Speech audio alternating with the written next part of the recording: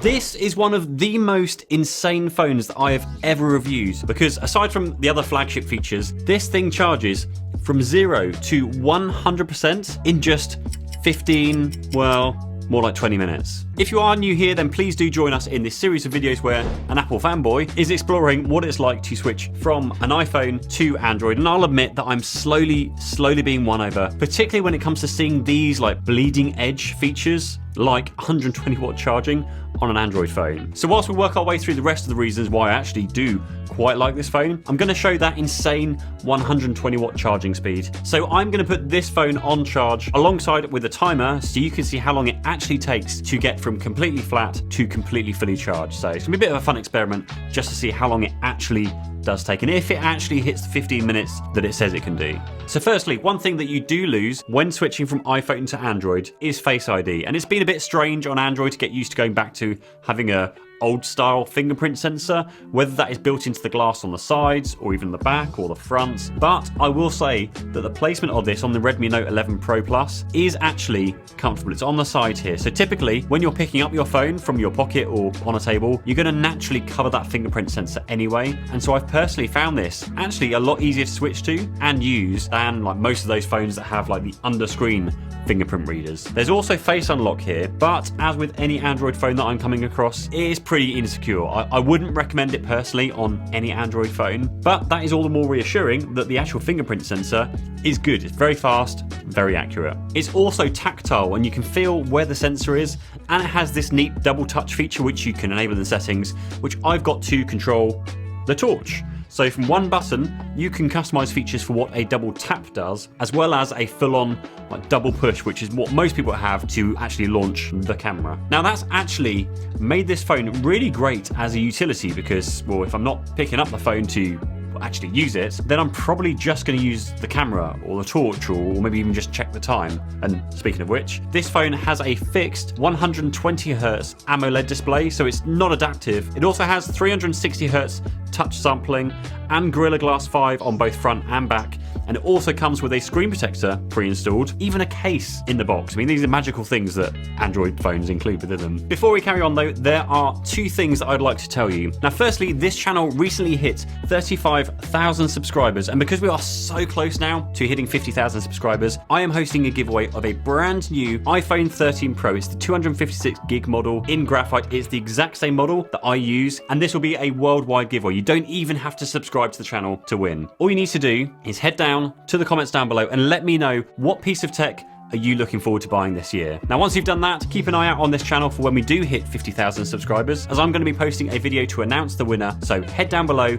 let me know what tech you're wanting to buy this year, and please if anybody comments down below saying that they're me and to contact them using WhatsApp or Telegram, it's not me. There are a ton of spam comments right now on the channel, and you can easily tell if the person is me by just simply clicking on their name and seeing if you're taken to see my videos, and also looking at how many subscribers that person has. So yeah, good luck to everybody who enters. Now next, people always tell me in all of the comments of all the videos that I should just be using the Google Password Manager or the Samsung Password Manager or whatever password manager is built into the phone that I'm testing. And password managers are great, but personally I wouldn't recommend using a password manager that's tied to one maker phone or one browser, because, well, then you are literally tied to that one phone or one browser to get your passwords. Instead, grab a discount on a password manager like Keeper, who has kindly sponsored this video, where you can easily store and access not just your usernames and passwords, but things like security questions, dates, passcodes, proof of ID, a whole host of things, and get access to that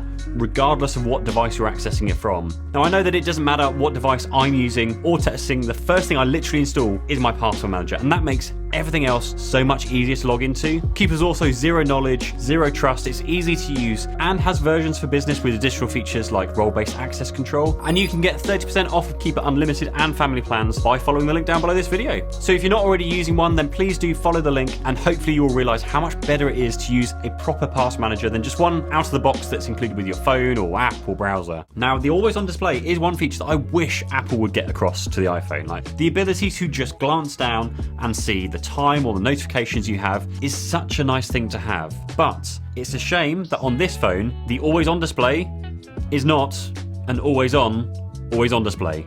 Now I assume that some Android phones choose not to do this due to battery life, but call it what it is. It is not an always on display. It's no different to my iPhone, where I have to tap the screen to wake up the screen and then see what's going on. It's the exact same situation with this phone. Now the next thing I love about this phone is expandable storage. Now expandable storage seemed to be this big thing for Android, so I was pretty disappointed to move over to Android, only to find that most of the flagship phones have just removed their expandable storage. But that is not the case with this phone. It has dual SIM card trays, or where the second tray is, so you've got the SIM card, if you can see that, if I can cover up my face, SIM card tray 1, and if you have SIM card tray 2, you can put a second SIM in it or an SD card slot. Now this means you can easily and fairly affordably get up to 1 terabyte of storage in this phone. That is another big check off my list of things I'd love my iPhone to have. And another thing that's really swinging me and swinging the whole balance over to Android for me switching over from iPhone. The phone itself is also IP53, which is basically splash proof and shower proof. Also, it has some really cool features. Now firstly, it has a headphone jack, of all things, so I don't have to use that stupid lightning adapter anymore when using my proper in-ear headphones with my iPhone. Also, there's a partnership with JBL here, support for Dolby Atmos, along with high-res audio, high-res wireless audio, and it actually sounds pretty impressive. Now there's even an IR blaster on the end of this phone. An IR blaster. I mean, this is so like 1990s. Remember those calculator watches that had IR blasters in them? That's what it reminds me of. Added to that, you also have the regular kind of Bluetooth 5.2, NFC, and Wi-Fi 6 features. But those are some pretty good features right out of the gate. And then we have, of course, that 120 watts charging, or hypercharge that they seem to call it, which in reality seems to be a little bit over 15 minutes, more like 20 minutes, but my god is it fast. It's definitely great to know that if you need, a quick top up, well, you can basically grab a full charge in that quick top up anyway. Now this is for a 4,500 milliamp hour battery, but what's actually happening under the hood here is that there are actually two 2250 milliamp hour batteries that charge at the same time, and that 120 watts is just split between them, so that allows them to both charge relatively fast without any thermal issues. It got warm when I was charging it. It didn't get hot. That I was really, really impressed with. Now for cameras, there is a 108 megapixel main camera, an 8 megapixel ultra wide, a 2 megapixel macro, and a 6 megapixel front facing camera. All of them are pretty good, though I will say if I compare them side by side with the iPhone 13 Pro, it's kind of a mixed bag. Now in this example, when using the 108 megapixel, the Redmi Note 11 Plus was definitely more color accurate around the window frames, but loses a lot of detail, actually a hell of a lot of detail, and looked really quite noisy. The sky was also quite washed out on the Note 11, but when you look at the trees, and you can see a ton more detail over the iPhone, and that's of course because of the 108 megapixels versus 12 megapixels. But overall impressions, and at less than half the price of the iPhone, it's doing a damn good job. Now that macro lens also has a bit of an issue as far as I'm concerned, and specifically when comparing to the iPhone, is the minimum focus distance. It just feels like it's quite a distance away, whereas with the iPhone you can basically get as close to something as you want and see all of the detail from any of the lenses. But with Redmi you do have to sit that bit further back, and it doesn't get as close of a macro shot as I feel that a macro shot should be. You also get 4K, though it does seem to be capped at 30 FPS instead of 24 FPS, and you can shoot 120 FPS in 1080p or up to 960 FPS, yes, in 720p, and that video just looks very, very potatoey at that max 960 FPS setting. And you can also shoot videos in 4K and log format, which is what I'm shooting in right now, to get that extra level of information if you like to just tweak your videos after shooting them. So there are plenty of options overall on here for those of you wanting to use it to take photos and shoot videos. All in all, it's a solid camera, capable of taking plenty of great shots to upload to all your social feeds. And whilst it's not the highest quality of all of the flagships, I have to remind you that it is nearly half the price of one of these. And also the way they've configured the cameras on the back of this phone means that it has this minimal wobble when tapping away on a desk, which is all good stuff. Now when it comes to general usage of this phone, I'm not going to do benchmark tests of this MediaTek Dimensity 920 and then put it up against the other phones, because as we've probably all seen recently, benchmark tests don't really give us a real world idea of how these phones are performing. But once you have gotten rid of, unfortunately, all of the default crap that comes pre-installed in this phone, the phone is actually pretty snappy to me. It actually feels snappier